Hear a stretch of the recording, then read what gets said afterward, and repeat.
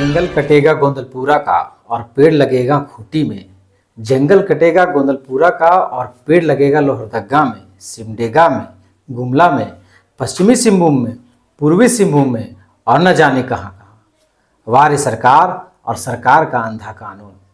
गोंदलपुरा के लोग 2 वर्षों से धरने पर बैठे हैं और अडानी जमीन लेने के लिए एड़ी चोटी एक करती है।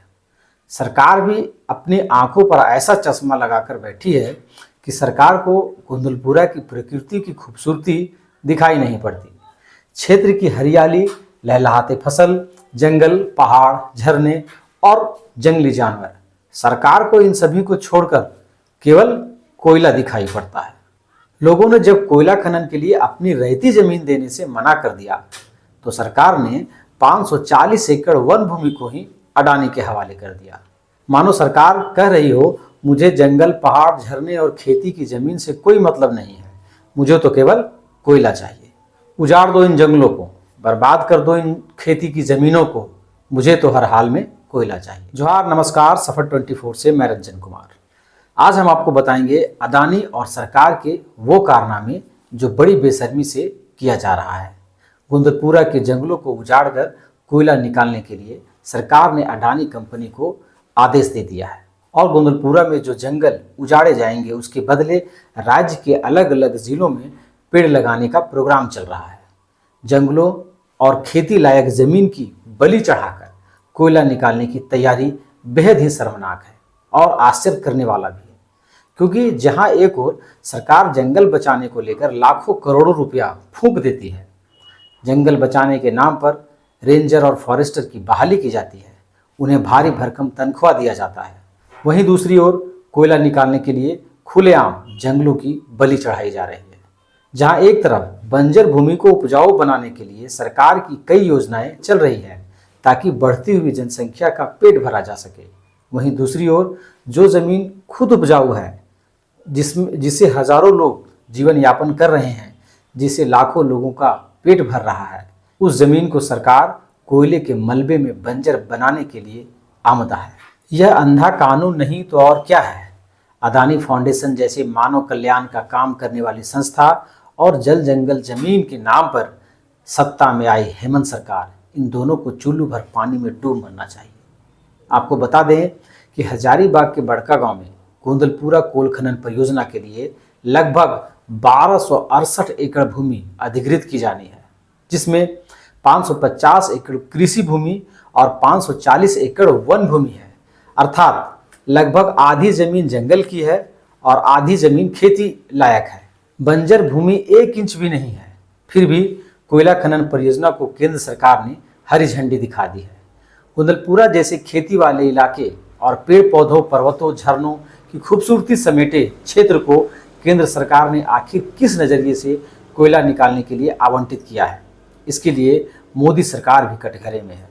गोंदलपुरा कोल खनन परियोजना के तहत कोयला खनन 2025 में हर हाल में शुरू करना है। इसके लिए सरकार ने अपना पूरा तंत्र भिड़ा दिया है, जबकि दूसरी ओर अडानी कंपनी के द्वारा कई बार कराई गई ग्राम सभा बुरी तरीके से फेल हो चुकी है।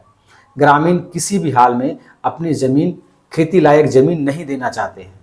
लगभग 640 दिनों से ऊपर हो गए हैं, अभी भी लगातार जमीन नहीं देने को लेकर धरना प्रदर्शन ग्रामीणों के द्वारा जारी है। आपको बता दें कि गोंदलपुरा कोयला खनन परियोजना के कारण 5 गांवों के 781 परिवार विस्थापन का शिकार हो जाएंगे। जब ग्रामीणों ने कोयला खनन परियोजना के लिए अपनी रहती जमीन अडानी कंपनी को देने से इनकार कर दिया तो झारखंड सरकार ने कोयला निकालने के लिए अडानी इंटरप्राइजेज को 543 एकड़ वन भूमि को ही आवंटित कर दिया। झारखंड सरकार का यह उतावलापन किसानों को लज्जित कर रहा है। आपको बता दें, परियोजना के तहत लगभग 220 हेक्टेयर गैर वन भूमि पर क्षतिपूर्ति वृक्षारोपण किया जाएगा, जिसमें लगभग 196 हेक्टेयर जमीन अडानी के स्वामित्व में है और शेष 23.38 हेक्टेयर जमीन खूंटी, गुमला, पूर्वी सिंहभूम, पश्चिमी सिंहभूम, लोहरदगा, सिमडेगा और पलामू जैसे जिलों में स्थित है।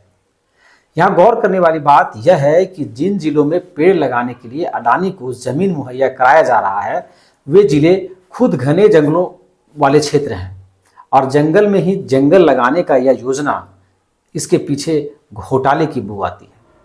जंगलों की कटाई की भरपाई के लिए अडानी को मिली सीए लैंड, लगभग 23 हेक्टेयर है। सीए लैंड का मतलब कॉमन एम्यूनिटीज लैंड, इसका मतलब होता है कॉमन एम्यूनिटीज लैंड, जिसका अर्थ है जमीन को स्थानीय समुदाय के लोग अपनी आम सुविधाओं के लिए इस्तेमाल करते हैं। वैसी जमीनों पे जंगल लगाने का आदेश दिया गया। यहाँ जानना यह जरूरी है कि जिस बेसब्री से अदानी कंपनी और सरकार जमीन के नीचे का कोयला निकालने के लिए आतुर है, सुप्रीम कोर्ट के एक जजमेंट के अनुसार जमीन के नीचे के खनिज पर अधिकार जमीन मालिक का होता है। इसलिए जमीन मालिक अर्थात रैयत अर्थात बिना ग्राम सभा के आदेश के आप जमीन के नीचे के खनिज को नहीं निकाल सकते। लेकिन यहाँ सरकार ने तो सारी हदें ही पार कर दी है। जब कंपनी रैयतों से भूमि का अधिग्रहण नहीं कर पाई तो सरकार के अंदर आने वाली वन भूमि को ही कंपनी को थमा दिया। अब कंपनी वन भूमि में खनन शुरू करेगी और धीरे धीरे अंग्रेजों की तरह ग्रामीणों के बीच फूट डालकर और भय दिखाकर उनकी जमीन देने पर मजबूर करेगी। क्योंकि कुछ ऐसा ही काम पंकरी बरवाडी कोल खनन परियोजना में एनटीपीसी ने किया था। पहले वन भूमि पर कोयला खनन चालू किया और बाद में धीरे धीरे कंपनी पैर पसारती चली गई और आज कंपनी पंकरी बरवाडी कोल खनन परियोजना के अंतर्गत आने वाले ग्रामीण त्राही त्राही कर रहे हैं। कंपनी की ओर से न सही शिक्षा की व्यवस्था है, न स्वास्थ्य की व्यवस्था है, न शुद्ध पीने का पानी, न प्रदूषण पर नियंत्रण है, न नौकरी है, न जमीन का सही मुआवजा दिया जा रहा है। क्षेत्र के लोग परेशान हैं, पर करे भी तो करे क्या, लोग अपने पैर पर कुल्हाड़ी मारने का नतीजा भुगत रहे हैं। लेकिन सूत्रों के मुताबिक गोंदलपुरा में के किसान जो हैं किसी भी कीमत पर अपनी खेती की जमीन अदानी को नहीं देने वाले हैं। ये मैं आपको इसलिए कह रहा हूं कि यह पिछले 50 सालों का इतिहास बताता है। दर्जनों कंपनियां यहां कोयला निकालने आई पर सफल नहीं हो पाई। सभी को खाली हाथ लौटना पड़ा और पूरी संभावना है कि अडानी को भी खाली हाथ ही लौटना पड़ेगा। आज इतना ही, फिर मिलेंगे किसी और खबर के साथ। गोंदलपुरा में जल जंगल और जमीन बचाने की लड़ाई जारी है। आगे आपको हम अपडेट देते रहेंगे। जुड़े रहिए हमारे चैनल सफर 24 के साथ। तब तक के लिए नमस्कार, धन्यवाद।